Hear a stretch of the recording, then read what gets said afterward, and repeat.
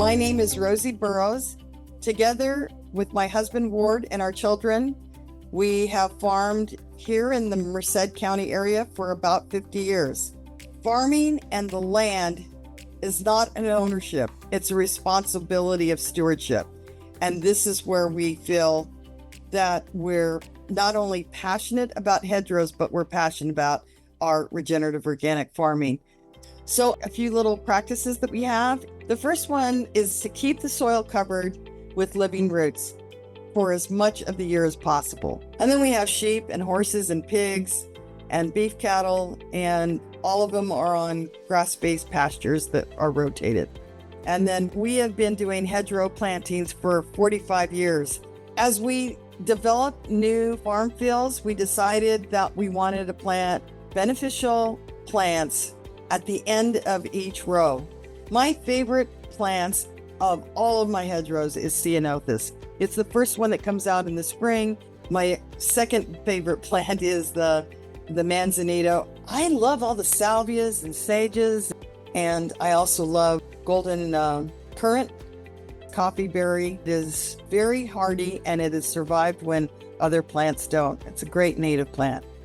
To me, there's nothing more miraculous than seeing the bees and any of the beneficials that are working in the plant of all the different varieties of flowers, from the trees to all the different native plants we have.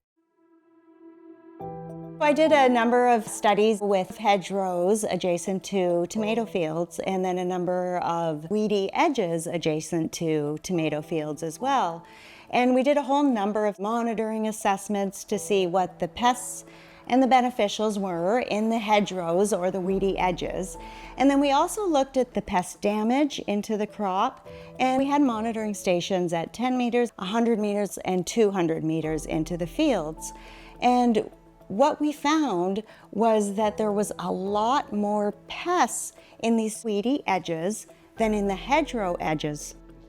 Some of the main pests that we were finding in these weedy edges were things like aphids and stink bugs, lygus bugs, flea beetles, and weevils.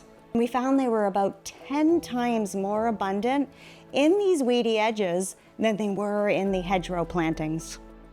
These native plant hedgerows had California buckwheat, California lilac, California coffeeberry, elderberry, coyote brush, and toyon, and they also had some native grasses and native herbaceous plants as well. The weedy, scrubby edges had mostly non-native plants, some non-native grasses and non-native forbs, things like mustards and field bindweed, mallows, and bristly oxtongue. The hedgerows are going to be attractive to these beneficial insects like lacewings, lady beetles, and hoverflies because they have a lot of nectar and the pollen that are in these beautiful floral displays. Also, there's a good ecosystem going on in these hedgerows, so there's going to be some insects that they could eat as well. There's a better ratio of beneficial insects to pest insects than what we find in these scrubby, weedy edges where they're very pest heavy with very few of these beneficial insects. We also did some experiments with stink bug egg masses. And so what we found was that when we put out these sentinel stink bug egg masses, there was more parasitism of them by these little wasps in the fields that had the native plant hedgerows adjacent to them compared to the fields that had the weedy edges. There's so many good things about hedgerows. When it rains, it's protecting our soil from erosion. It also is creating really good beneficials in the microbes in the soil. Those microbes will migrate out into the field. Along our hedgerows, you'll find different boxes for birds, but now that the trees have grown up and are over 20 feet tall, we notice that we have birds now that are making nests in the hedgerow itself.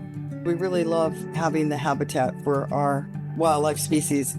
So I think it's important to understand that in the past we had agriculture more integrated with natural habitat. And in the past there was also less need for chemical insecticides. So by reintegrating these natural areas into agriculture, we can take advantage of these ecosystem services that farmers have been using and relying on for thousands of years. We've come a long way in our agriculture and getting a lot more production per unit area now, and we don't need to go back in time and change that, but we can take the best of the old and the best of the new and have very productive lands, but also sustainable lands. We wanted to assess how much these hedgerows would cost for a grower to put in and then how they might benefit from them. So from a number of different studies, what we found was the cost savings from not having to treat the fields as often, plus the benefit from extra pollination. They could recoup their costs within about 5 to 7 years of putting in the hedgerow. And these hedgerows last 10, 15, 20 years with little or no maintenance. We love to bring people out to our farm to show them what the current research is and what our research is. Some of the research that we've worked on includes the East Bay, Cal State, Chico State, and because we've had all these studies, we host a field day every year.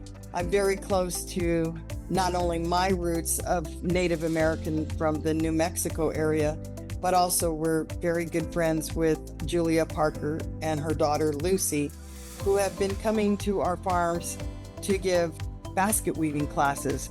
Julia is the oldest living Native American master basket weaver, and here's her baskets that she brought to one of our field days.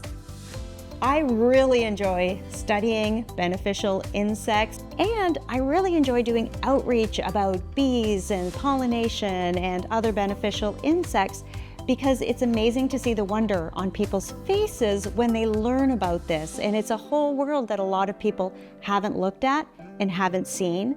It makes people more interested in conservation and feeling more accountable to helping support these insects and these ecosystems that are so important to us as people. I love just being able to see like more than 100 beneficials flying on one plant. It's just astonishing.